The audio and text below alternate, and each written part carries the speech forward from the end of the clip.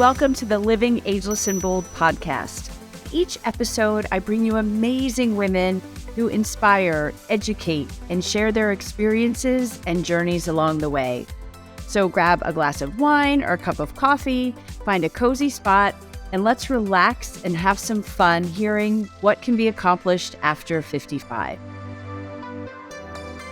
Hi, everybody. So excited to have you here this week. It's going to be a fascinating conversation. Luci Gabel is a professor at George Washington University. She is an author of the book, which is, I really want to dive deep on this, Eat to Lead. And she's a speaker and a podcast host of Leadership, Life, Health, and Happiness.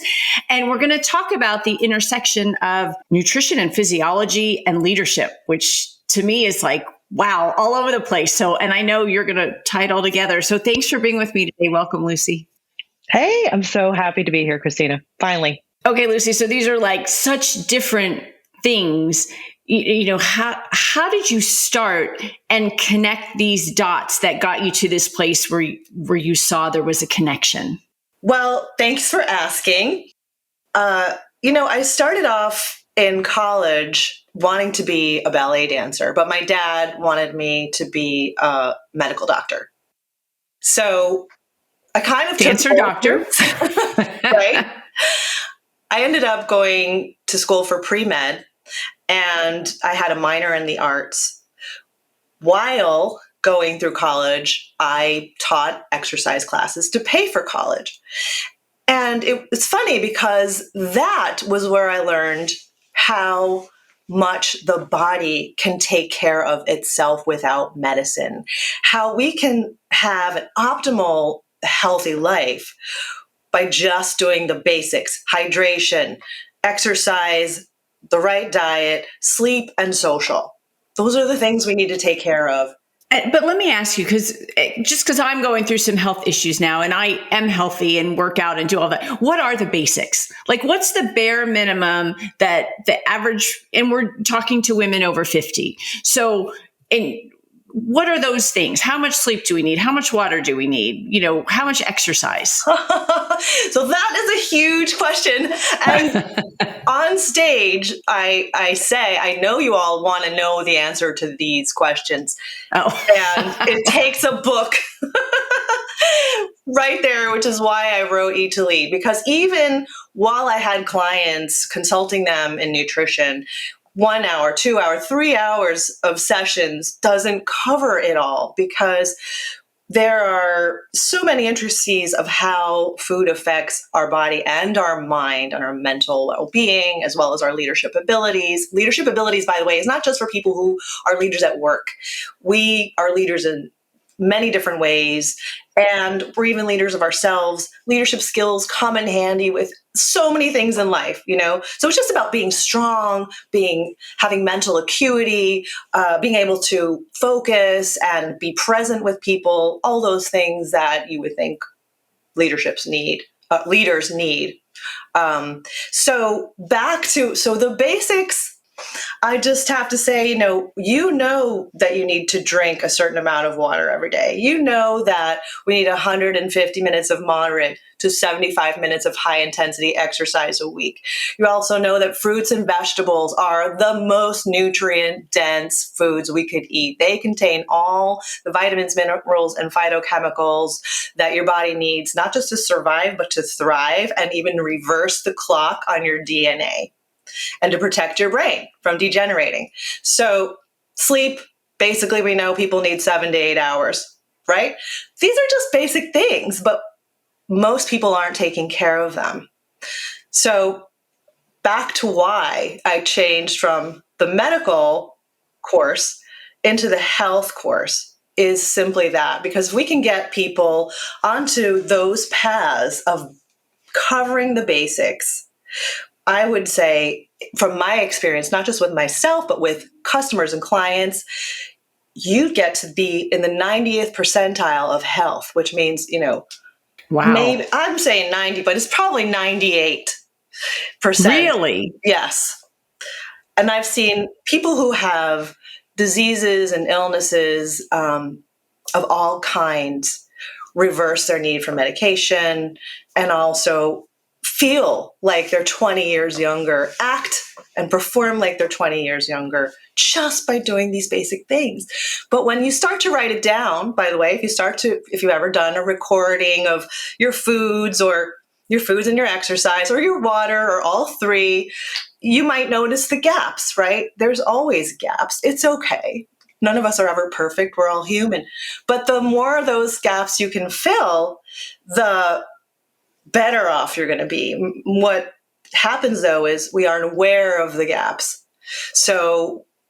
And we don't look at them very often. And that's really what I did with many of my clients when I was coaching and training and consulting in nutrition and exercise. We took records. We addressed the gaps. I held them accountable. They made consistent changes. It changed their lives. Is it ever too late to start? No.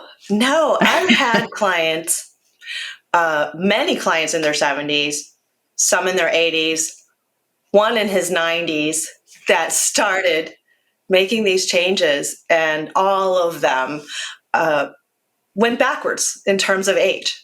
Just those basics, just 150 minutes of walking, 75 minutes of harder core exercise, water, fruits, and vegetables. Yep, and sleep. And then there's that mental side as well. So we call it social, who are we around other people? But it's also how are we thinking about ourselves, right? Because our mind affects our body.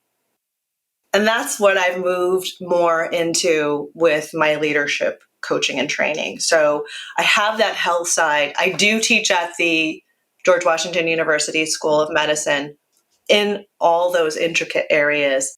And when I work with leaders for leadership training, we talk about the other side, which is addressing those mental pieces that really affect your leadership as well as your health and your DNA, as well as the health and the DNA of the people that work for you. So this is a much larger scale of how we affect health in our world just by how we relate to ourselves and others. Right. And I loved how you said it's not just a leader of a company. I mean, as a mom, I always felt like the leader of my home. I was the hockey mom for many, many years. So you're like the leader of the team. A lot of people, you're at the booster club at school or Girl Scouts so there are a lot of leadership roles, and those people need you healthy and fit, mentally fit to make decisions for them. And so tell me more about your book. Like, I just love the title, Eat to Lead. That has to be more than the basics. So let's dive in a little bit more on your book and what are some things people can do. Maybe we'll just dive deep on one section of your book. Sure.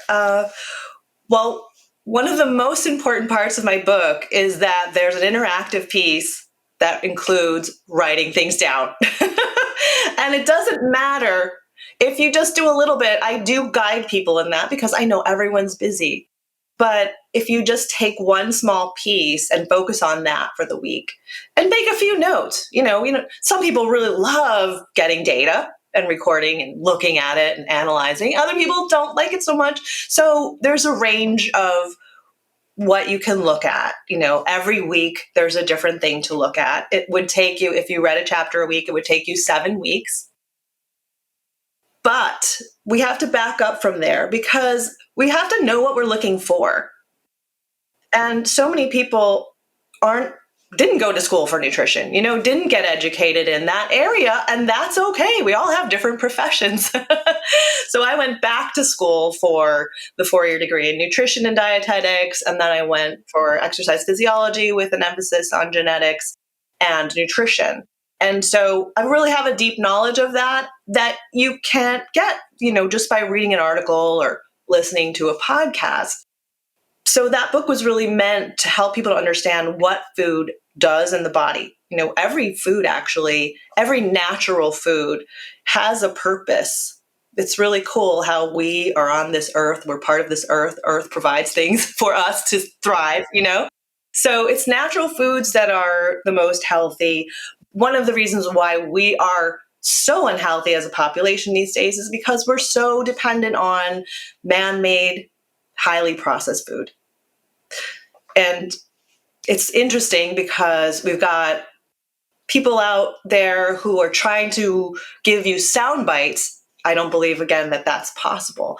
And the sound bites are things like, this is bad for you, that's bad for you, just this one thing, don't eat these two things. It's not that. It's that we can eat a lot of things if we incorporate them into our menus in a natural way, the way that they were grown or made by Earth. And that's how our body absorbs and processes it best. And that's where I started out with all of my clients, also clients and customers. It's not about taking supplements. It's about incorporating all the kinds of food that you can. And we find now that our gut microbiome, it's that big, buzzword now, our gut is connected to our brain, makes 95% of the serotonin. So if our gut is happy, we're more positive. We have less likelihood to be depressed and have anxiety. It helps out at least. And our gut likes those natural foods, and it likes many different kinds, because the more variety of food we eat, the more variety of bacteria we have in our gut. So it's not about pulling out foods, restricting. It's about broadening and eating the most healthy, most broad foods possible. That's a good How do you overview. feel about seasonality? When you say these broad foods, and we're not experts like you are in foods and nutrition, but my guess is, I'm in Virginia, blueberries really aren't seasonal 12 months out of the year. So they're there, but is that a bad thing if they're coming from Mexico or another country, that they're not, or does the body want to eat what's seasonal? You see where I'm going with this? Yes. Mm-hmm. Well, I'm a very moderate thinker in terms of, I feel that we have a lot to gain from all of the advances we've made as humans. And also, like we talked about earlier, we have a lot to lose if we go too far into the man-made side. So if you can get great blueberries from Mexico in the winter, that's awesome. Then you get all those phytonutrients that blueberries have to offer all year round, which is great. The one thing that we find, of course, is that when we pick things early, they're not in season, we pick it early, we ripen it in the truck, they might spray it to increase the ripening process. That's when we get into some problems. Maybe the nutrients aren't fully there because the food hasn't had time to ripen on the vine, which is where it gets all of its nutrients. So seasonality does have a purpose, but you can tell by taste if that fruit is abundant in nutrients. It's cool. You can taste it. And just like all other foods, you can taste fresh piece of cheese versus something that's going bad, that's been on the shelf too long. I actually we were on a trip this weekend, and we were at CVS. We were getting some contact solution, and I saw almonds, and I like to buy food to take to the hotel room and just have kind of when I'm hungry, so I don't have to eat just anything, right? I saw these almonds, bought it. By the way, love CVS, nothing bad about CVS, but they must have been on the shelf for a year. And luckily I know what fresh almonds taste like, so I could tell the difference. I didn't eat them, they were awful, but they didn't have a weird smell, they didn't have any mold, but they just didn't have the right taste. And you can tell that with your food, if it's been fully ripened to optimal nutrient capacity. Are there particular foods, like I mentioned blueberries, which are supposed to be great antioxidants, and are there certain foods you recommend when you talk about brain health and leadership that keep you, focused and clear? Yeah. I'm not a vegetarian, by the way, but I drive heavy on all fruits and vegetables. And it's because when we start taking notes, are we getting at least 5 servings of fruits and vegetables a day? Generally, we're not. I mean, I teach about this stuff and I still have to really focus on it all the time. Otherwise, it fades away. It's so easy to get protein and not just carbs, because carbs aren't bad, but simple, hyper processed carbohydrates. It's so easy to get those things. And then it's difficult to continue to pull in the vegetables and the fruit. And, it takes a little more time. You've got to cut it. You've got to wash it. Sometimes you can get it pre-cut, so it's easier. But let's just talk about those plant foods. They have, like I was saying earlier, the widest variety of vitamins and minerals and phytochemicals, the things that basically keep your body from breaking down. So, and they're wide. So it's like, we don't want to eat just cucumbers every day because you're just going to get the nutrients from the cucumber. You want to have as many different kinds as you can because they all have special properties. When you see those photos coming up on social media about this is a superfood, or look at all the vitamins, minerals that this is going to do all this, a list of 100 things that it'll do for your body and brain. Guess what? All of the fruits and vegetables have all that stuff. They just have slightly different profiles. So we need to eat them all as much as possible. So you said you're not a vegetarian, and there is so much back and forth on meat. And I know, like, I've got some things going on, and it's like, I really have to have a high protein, they're like more protein than, fruits and vegetables, like protein. And I'm like, I just, I like shrimp, I like salmon, but obviously there is a purpose to meat. There is, I think, there is protein, but what do you recommend? Like again, you're so educated in this. And I feel like just going through this right now, and I consider myself, I eat well, I eat, vegetables, but now having to really focus on, you really need to get more protein in your diet.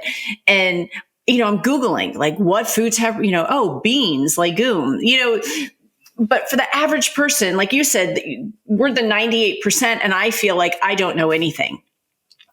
So I guess, I asked you a question about meat and protein. I want you to answer that. And then how do we make sense of it all? Like, how do we do the quote unquote right thing for us? Yeah. Okay. Let's go back to your protein question. Yeah. Yes. As we go through life and we advance in age, we tend to need more protein.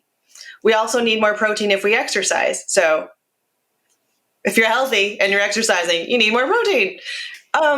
And also if you're dieting, you need more protein to prevent wasting of the muscle. So generally speaking, almost everybody needs more protein. That's what I wrote about also in the book. We all need to get the book. Eat to lead.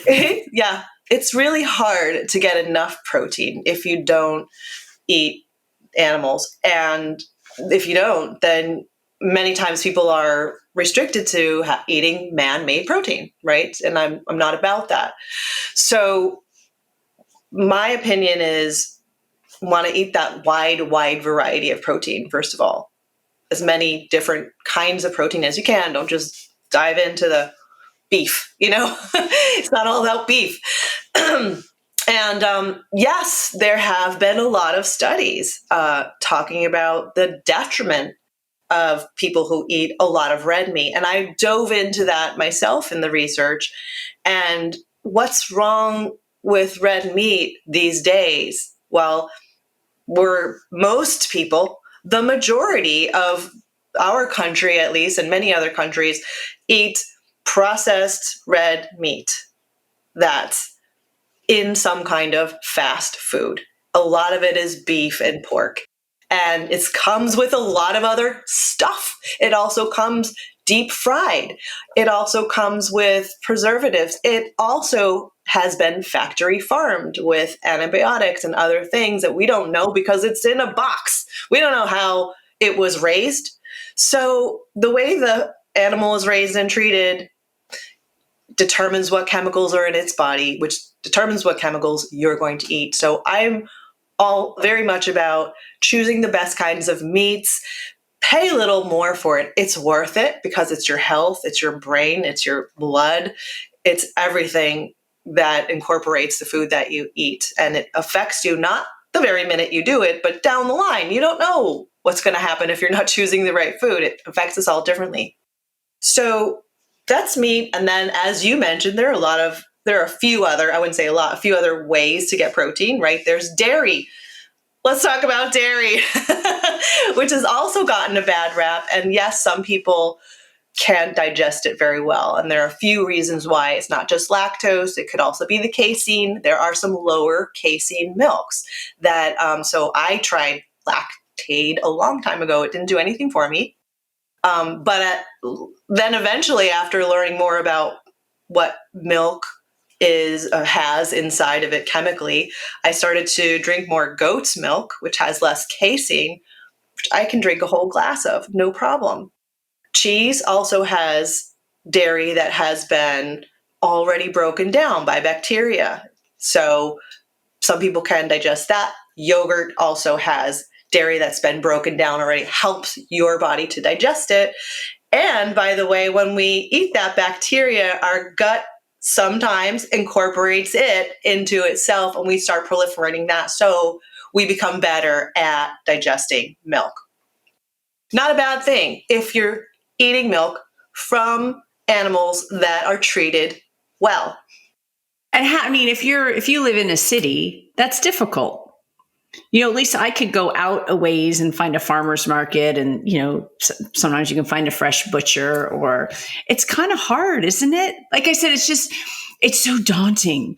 And again, I feel somewhat educated on this, and that's why I love that you're on here, just kind of, giving us just some basics of little things we can do. Because I feel like most people don't know, don't have access to, or even if you have access to, oh, do I get this? Or do you get 90% lean ground beef, or do you get turkey? Which is a great question. Right? We have to. Is there a right answer? There isn't, because you have to read the packaging. We have to not become, because many of us are, but we have to be educated consumers. So, you're going to go to probably the same grocery store over and over again.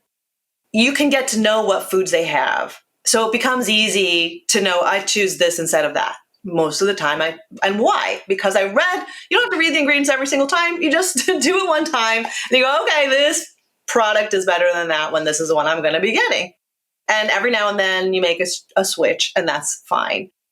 So as you mentioned, 90% lean beef versus turkey. Well, look at that turkey nutrient profile, and sometimes it's a worse profile than the beef you were going to buy.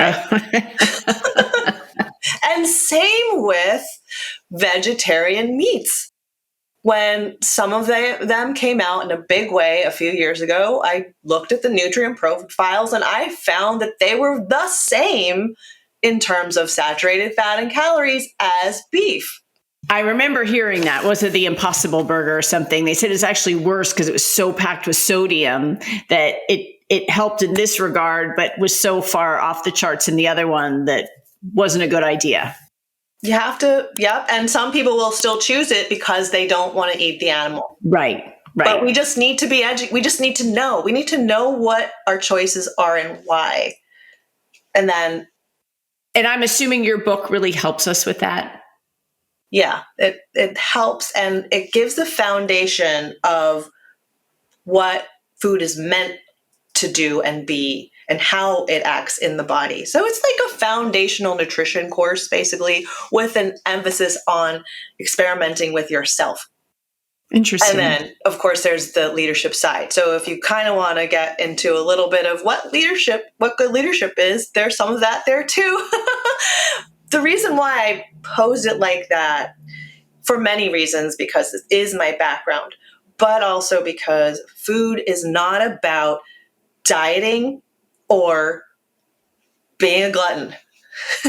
It's not about that. It's also not about fitting into your bathing suit or looking good for that one big event that's coming up in the year. Right. It's fueling your body to live your life successfully. Like you said, have a clear brain and a healthy vessel Yeah. for yourself. So every day is a new cycle of eating and fueling and having energy that persists as long as we need it to.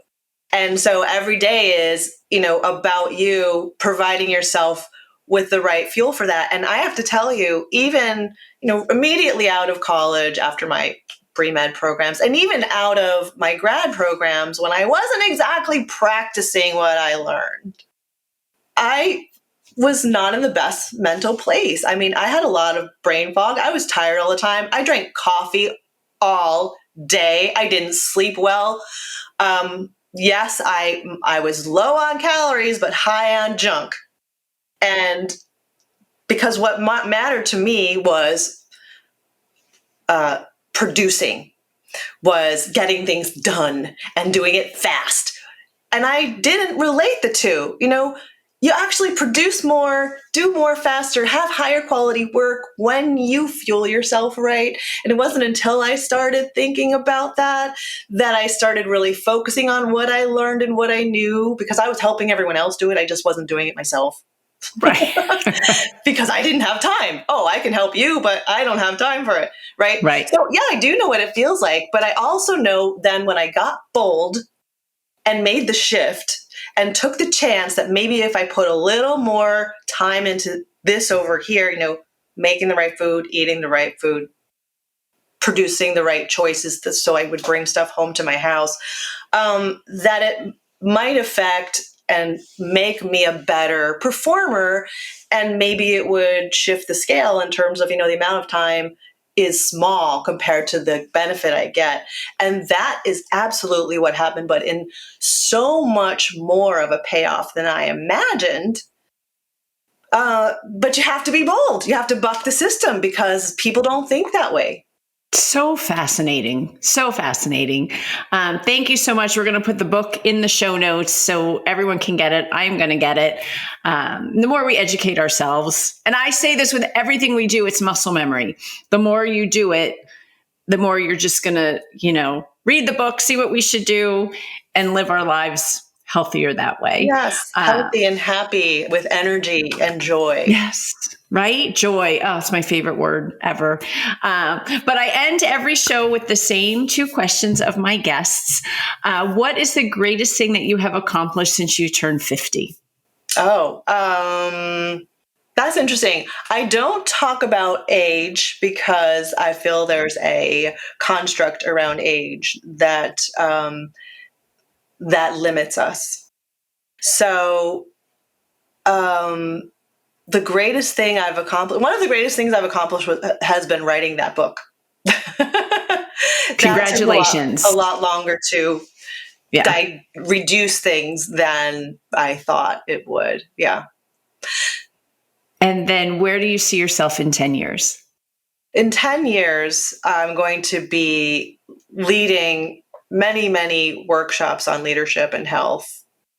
And that's my goal, to be changing the world from, affecting individuals and helping them to live a happier, healthier life. Thank you so much for joining me today. Everybody, all the information, all about Luci, her website, you can check her out, and her book are all in the show notes. And thank you for joining us. Thanks, Christina. Would you mind if I just say that if people do go to the website, eat2lead.com, and sign up for the email list, I am having this year, I will be having some workshops on Eat to Lead. So people could read the book and come in and do things live with me. Amazing. I'm glad you said that. I didn't know that. So wonderful. Thank you. Thanks again.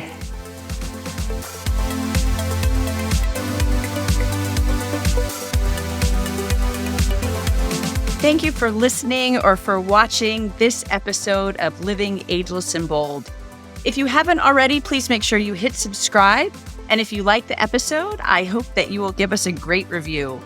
You can also head over to livingagelessandbold.com and sign up for information, inspiration, and exclusive opportunities for us, women over 55. Thanks for listening. And remember, no matter what you do, keep living ageless and bold.